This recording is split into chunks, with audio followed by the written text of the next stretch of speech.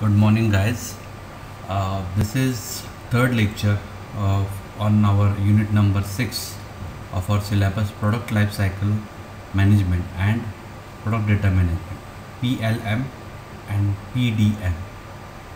From yesterday and day before yesterday, in the last two lectures, we tried to understand what is product life cycle, what are different stages of product life cycle, like introduction, then the growth, maturity or saturation, and then retirement or recycle. So these are different life cycle stages, and every product has to go through. See, span will be smaller or larger depending on different products, but life cycle will be same. And every product has to go through this life cycle again and again in different iterations. And in every iteration you will be having some kind of modification, enhancements, betterment, and then you will be working on the new product development, NPD. We'll talk about it in the next few slides, but we try to understand what is product life cycle, all these stages, and then how we can use this product life cycle management processes to make the whole thing better. So if you take an example of say a manufacturing process, something is wrong in your manufacturing process. So either it is taking too much time, or it is taking it needs skilled labor, or it's wasting too much of the raw material. So in whatever may be the case, you will be losing money, right? You do not want to do that. So in the next iteration of your product life cycle, you will be taking inputs from that manufacturing process. What was wrong, what could have been better, and accordingly you will do the new product development. So similarly, you got a customer feedback that some component was not properly designed or installed. So something is wrong with the design of that product, component. So in the next iteration, you will make sure that this was rectified. Some problem with the some your vehicle or any product. So the whatever issues you found in the customer feedback, or if maybe you haven't got the customer feedback, but you have out of your 100 products, 60 products we are having a service issue of something similar. So you know that issue is, I need to work on that issue in the next product lifecycle management. So this product lifecycle management will help enormously from your concept, design, production, manufacturing, then your distribution, your customer service, customer feedback. Everywhere you will be getting inputs, and it will help you for the betterment of your whole complete the execution of your process and execution of your company. Okay, so we'll talk about it in details in today's. So basically this is a new product development process, as I talked about it, NPD, new product development process. So your PLM, product life cycle management process, will help enormously for your new product development. So like say when you are doing a new product development or new development, new design, you need inputs, like when you are starting a design for the very first time, you have the requirements, you have the concepts, you have the idea. But in the next all the iterations, you have input or feedback from the customers, feedback from the people using it, feedback from the people who manufactured it. So all those stages, whatever number of stages are there, those stages will give you input for the new product development. So having this PLM in process will help you for the new product development. So when I say there are better chances for the success of the product, means what? Means because of this process you have in place of your product life cycle management process, you have inputs at each and every stage, and you have data, and you can analyze the data, and you can work on those data for the new product development. So PLM allows sharing of the data with the various processes and actors for quicker reaction time. Now what happens, because something shortage is there, or some process needs attention. Because your PLM in process, PLM is in place, you have quicker reaction. You know where to get this particular raw material, where to get this particular process, and how we can do it within minimum time. So all this collaboration will help enormously for the new product development, right? So because of this, you will have shorter cycles and it will produce more successful. So like example, in the diagram I have shown, there are many stages are there, and there are different gates are there, like screening, development, test line. So all these stages will have inputs for the new product development. So this is a diagram. So you can see all different aspects of the product lifecycle management are again shown in this, from the concept, development, prototyping, launch, manufacture, distribution, use, service, recycle, all different parts of the product lifecycle or product lifecycle management are shown. Out of these, from the concept to the manufacture, like you have idea, you have something fantastic idea, you have new concept, and you will work on that. You will have the specification requirement, and accordingly you will work on the design, and you have a design development, and you will have output of your this thing will be prototype. So you will have a prototype ready, then you will do the testing of that. Then you will see, okay, in the testing of the prototype, something you got some finding that this thing needs to be better. So you will try to rectify that in, and again you will go to the development. So this will go in couple of loops, and then your prototype will be fine. Now you will say my prototype is okay, I can go ahead with the launch. I will launch it, I will see how people are receiving it, I will give it to testing to some people, and then they will see and how it's performing. And if everything goes fine, everything looks okay, then I will go ahead with the manufacturing. Then depending on the customer's feedback, how customer are appreciating it, how they are taking it, accordingly you will do the manufacturing. Means if your your new iPhone is released, you know what number of people are doing the pre-registrations, and how many number of the products you need to manufacture. So from the concept till the manufacture, all these are the new product development processes, right? So like see the other processes, distribution, use, those are not part of the new product development. So new product development processes are these, and then again this distribution, use, use means used by the user, then service, recycle, all these will be having inputs for your next new product development process or new iteration, right? So the NPD process will be very critical, and it will have inputs from all other processes. So now when you are coming with a costing of your product, you just don't need to consider that the raw material of the product or the manufacturing cost. There are so many costs involved, means from the concept or the ideas which came into your mind.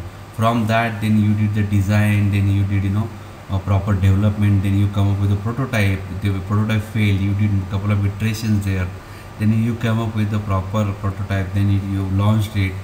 You spend some money in the launching, then actual production, then the distribution, your retailers and all that, then you are paying for the services. So everywhere you will be spending money, and you need to consider all these while doing the costing of the product.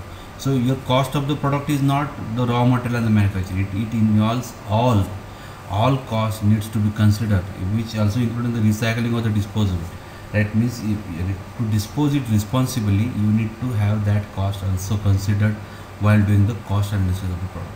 So when you are doing the costing of the product, you need to consider all the cost aspects from the concept or design till the distribution, right? So all these costs needs to be considered while we are doing the costing for the new product. Now this is supply chain management. Now these are the important things. Supply chain management. What is supply chain management? SCM. What is customer relationship management? CRM. And then PLM. We already know what is PLM. PLM sits on top of all other processes, right? So because that is the main thing controlling all other. It is product life cycle PLM process. But in that you have supply chain management process. What is that? It is administration of the workflow that takes raw material and parts from the supplier to the manufacturer. Means basically whatever raw materials you are getting it from 100 numbers of n number of suppliers. So you need to have a proper management of those. Means say for say steel, you are having 3 suppliers. You need to have a proper management of those, which from where you got what amount of steel, who is giving you better quality, who is giving you in the cheap. Say all 3 vendors are giving in the same quality, but costing is different. So you have to have that in system, and when if you have that in system, then you can easily do compare, you can do proper negotiation on that. So for that, this supply chain management process will help you. Okay. And again the wholesaler or like in retailer, and finally again your customer. So all these supply means whatever you are getting raw materials, you are giving it to the retailer. All these supply chain needs to be managed, and if you manage it properly, you can manage whole system in much better way. Like all of the materials, information, monetary resources are part of SCM. Like monetary is again bank, you are spending money on the raw materials, spending money on the processes, you are spending money on people who are working on it, right? So all these is part of supply chain management, right? So in PLM, it is everything from the launch to the distribution, which includes manufacturing. It's from the launch. It is not say development and production, development design will not be in the supply chain. From the launch, for manufacturing, launch, then whatever you have produced, the distribution of that, all this will be part of your manufacturing process, production. All this will be part of your SCM. And supply, the better you manage the supply chain, the better will be your system. Now after that, what comes in now once you have your supply chain management, it is strong, it is very good, all everything is in place, your raw materials can be easily managed, your all the vendors and all those can be easily managed. Now you have your SCM in place. Now becomes important is CRM, customer relationship management. It is an oversight of the concurrent and prospective customers. Current and prospect means whatever customers you are having right now, which are already your customer, who has got your product. And prospective means there are the customers who are planning to get it, or might be your customers. You have to work on those. Out of 100, 20 customers will work out. So you need to work on those also. Those should be also in your system. Who are your prospective customers and how you can make them your customers, right? So interaction with them, how you can talk to them, how we can do the advertisement with them, how we can you see we are getting so many phones from the LIC. This is part of CRM. We are customer, they are giving us new fantastic plans, they will tell us, and they will tell us the benefits and all that, and then accordingly we will see whether we want to get it or not, right? So these things will help you in a great way, so that this customer relationship, the better customer relationship you have, the better you can manage your customers. And customers is everything. If they are happy, then you are happy. If they are not happy, then your sales product is not working properly. So CRM helps to look at the big picture between the customer and the product. Means how your product is there and how customer are taking it. If they are taking it in a good way, if they are taking it in a bad way, and they have feedback, then you have to work on that, and you have to make sure you are rectifying those issues in your next iteration. So CRM helps in every aspect to make better next iteration much better, right? So customer relationship is very important part of after the SCM, after the supply chain management. Customer relationship management is the most important, right? So in PLM, CRM is everything after the customer buys the product through the retiring or recycling that product. Means once the customer buy a product, after that CRM handles everything, and CRM is very important tool to see how the whole system, how all of what is the outcome of your whole whatever manufacture and design you did. It will the output of the CRM will be telling you that. Now this is a big picture of whatever we have said. SCM, supply chain management. Whatever your suppliers, whatever your vendors for the raw materials, all those will be part of your launch, manufacture and distribution. All those will be part of these main 3 processes. And this after SM, then we will have customer relationship. Once your product is out, it is in a customer's hand, now customers are using it. Now you are giving service for that particular product, and after that it will be the retired and it will be recycled. So all those will be taken care by SCRM. So supply chain management, in that specifically it is about the processes, it will be about the raw materials, it will be about the product you have manufactured, basically the manufacturing. So all this will be properly taken care, handled in SCM. So if your SCM is strong, then that means you can easily, or in much better way, you can manage your raw materials, you can manage your product, you can manage your inventory. It will be, inventory management will be much better if you have proper strong SCM in place. Similarly, if you have strong CRM, that means what? You have strong customer base, you have strong customer inputs, you have strong customer feedback, and you have, and how you can work on that, and how you can use all those to improve your processes. So this SM and CRM with combinedly, again these are part of your PLM. These are part of so as I said, all three systems of SCM, supply chain management, CRM, customer relationship management, and PLM, product lifecycle management, they have overlap. As you can see here, they have overlap. They overlap at few places. In theory, running SCM and CRM through PLM should drive you up profit. So if you, as I said many times, if you have a good SCM in place, if you have a good CRM in place, then obviously your customer base will be strong, you will be having good output, and all those will be input for your next iteration.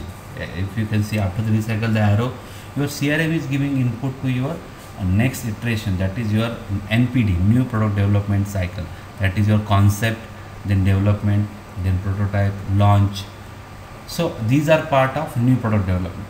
So these inputs, whether good or bad, whatever feedbacks you are having, those will affect your new product development. Again, you will be going through the same cycle, that you will be, a new product will be developed, prototype will be done, launch, and then again your good SCM, supply chain management process in place. It will help you to get better product, better quality product in minimum time, and then again CRM will come in place. Again it will go in the same loop, and but all this will help you to have better profits, and it will drive down the extraneous cost, because of the enterprise becomes cohesive. Cohesive means what? Because of all this, it is becoming one unit. It was now, it is not now, it is all these parts are separate. Because if you don't have a proper PLM in place, product lifecycle management in place, or CRM is not there, then all these things are, they are distributed, they are not cohesive. But once you put all these things together and you have PLM on top of it, then all this becomes one unit, cohesive unit. And because of that, now they will be all interrelated, they will be bound to each other, and because of that, one cannot move without other, and inputs will be given from one place to other. So if the something is shortage, your raw materials are not available, everybody will know about it, and it will be escalated beforehand, and you will not lose time if something is short, or if you are having overproduction, then you have to reduce some manufacturing processes.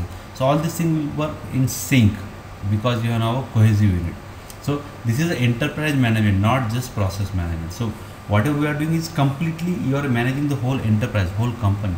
You are not simply managing your some process. You are managing the whole enterprise or whole company with this PLM and SCM and CRM.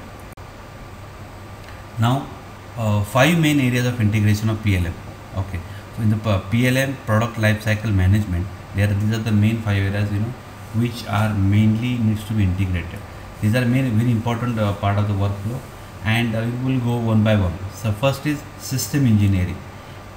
SE's overall view and management of the system, from the design to use, management, and retirement. So basically system engineering. System engineering is a part of PLM. Basically it will have all the systems in place. It will make sure that all these systems are working fine. Which are system is not only the machines, it will be people, different machinery, whatever software, hardware will be, and whatever information is flowing, all those will be a part of system engineering. Product portfolio management, PPM. We'll talk about it. I think we have talked about it in one of the lectures.